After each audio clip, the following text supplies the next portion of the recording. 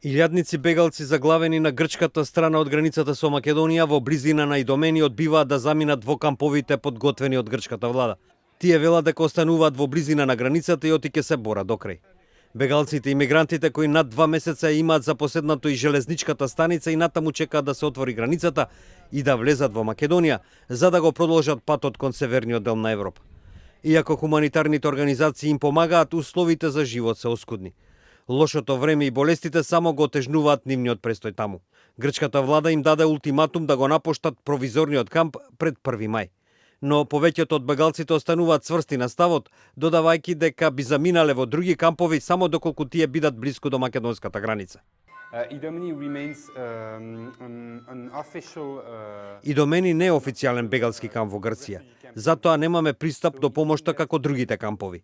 Ние сме на приватно земјиште и не можеме да поставуваме опрема и затоа тука условите се оскудни, вели Мсарт Емануел, координатор на Лекари без граници во Идомени.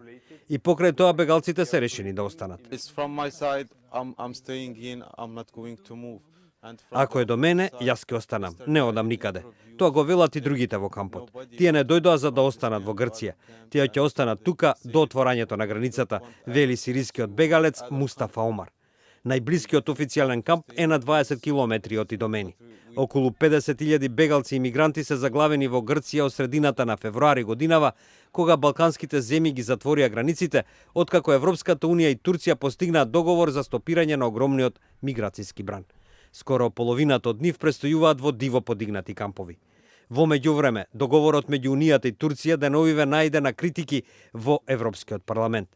Како и да е, представникот на Европската комисија, холандскиот државен секретар за безбедност и правда, Клас Дикхов, оцени дека договорот е позитивна мерка во насока на решавање на проблемот со бегалците.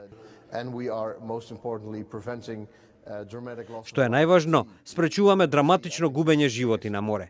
Мислам дека ова е најголемата придобивка што може да се види од овој договор, рече тој.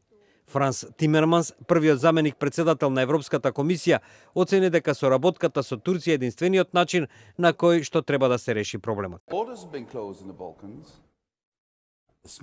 Границите на Балканот се затворени, шверцерите оперира, и ако не преземевме ништо, ќе осудевме Грција да стане огромен бегалски камп со заглавени стотици илјади бегалци, рече Тимерманс, по критиките од Amnesty International и Human Rights Watch за тоа како биле третирани бегалците во Турција и Грција, откако стапи во сила договорот меѓу Брисел и Анкара за стопирање на бегалскиот бран.